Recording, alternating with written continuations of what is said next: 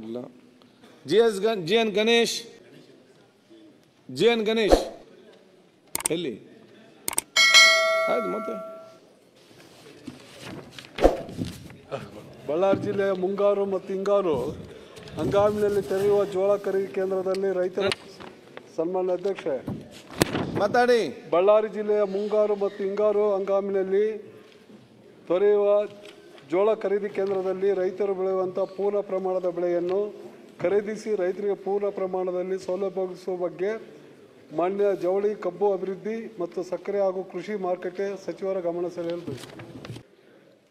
ಇವಾಗ ಕೃಷಿ ಇಲಾಖೆಯನ್ನು ಜಂಟಿಯಾಗಿ ಸರ್ವೆ ಮಾಡ್ತಾರಲ್ಲ, ಸರ್ವೆ ಮಾಡಬೇಕಾದ್ರೆ ಕಂಪ್ಲಿ ಮತ್ತು ಸಿರುಗುಪ್ಪ ಬಳ್ಳಾರಿ ಜಿಲ್ಲೆಯಲ್ಲಿ ಇವಾಗ ಜೋಳ 1 ಎಕರೆ 2 ಎಕರೆ ಭಾಳ ಸಣ್ಣ ರೈತರು ಮಾತ್ರ ಜೋಳ ಬೆಳೀತಾರೆ ಅಧ್ಯಕ್ಷ.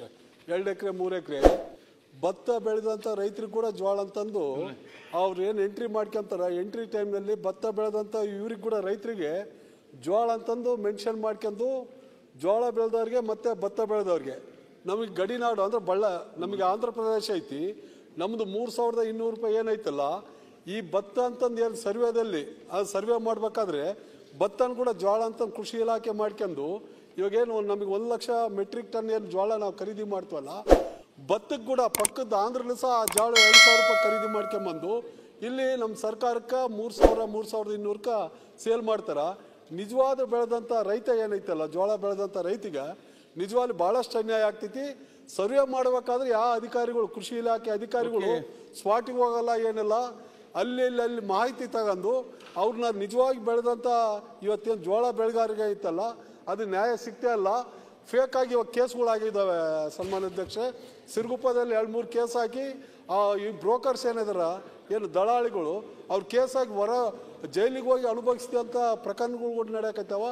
ಮಾನ್ಯ ಸಚಿವರಲ್ಲಿ ಗಮನಕ್ಕೆ ತರೋದಿಷ್ಟೇ, ನಿಜವಾಗ್ಲಿ ಆ್ಯಕ್ಚುಯಲ್ ಆಗಿ ಬೆಳೆದಂಥ ಜೋಳ ಬೆಳೆದಂಥ ರೈತರಿಗೆ ಏನೈತಲ್ಲ ಅದನ್ನ ಸರ್ವೆ ಆಗಿ ಅವ್ರಿಗೆ ಈ ಸೌಲಭ್ಯ ಮುಟ್ಟಿದ್ರೆ ಅನುಕೂಲ ಆಗ್ತೈತಿ.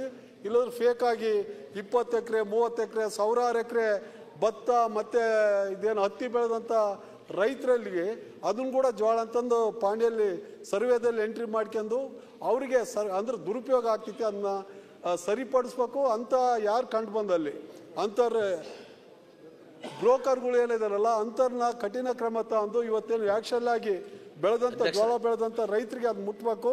ಇದನ್ನು ನಾನು ಈ ಸತಿ ನಮಗೆ 3 ಸತಿ ಇಂಡಿಯನ್ ಚೇಂಜ್ ಮಾಡ್ಸ್ಕೊಂಡಿದ್ದೀನಿ ಅಧ್ಯಕ್ಷೆ. ಯಾಕಂದರೆ ನಿಜವಾಗಿ ಜೋಳ ಬೆಳೆದಂಥ ರೈತಿಗ ಆ ಲಾಭ ಸಿಗ್ತಾಯಿಲ್ಲ, ಫೇಕ್ ಆಗಿ ಏನು ಮಾಡಿದಂಥ ರೈತಿಗೆ ಆ ಲಾಭ ಸಿಗಾಕತ್ತೈತಿ. ಹಂಗಾಗಿ ಪಕ್ಕದ ರಾಜ್ಯದಿಂದ ಆಂಧ್ರಲ್ಲೂ ಸಹ ಜೋಳ 2000 ರೂಪಾಯಿ ತಗೊಂಬಂದು ಇಲ್ಲಿ 3000 ಸೇಲ್ ಮಾಡೋಂಥ ಪ್ರಕಾರ ರೈತ ಜೋಳ ಬೆಳೆದಂಥ ರೈತರಿಗೆ ಏನು ಗೊತ್ತಿರಲ್ಲ ಅಧ್ಯಕ್ಷೆ.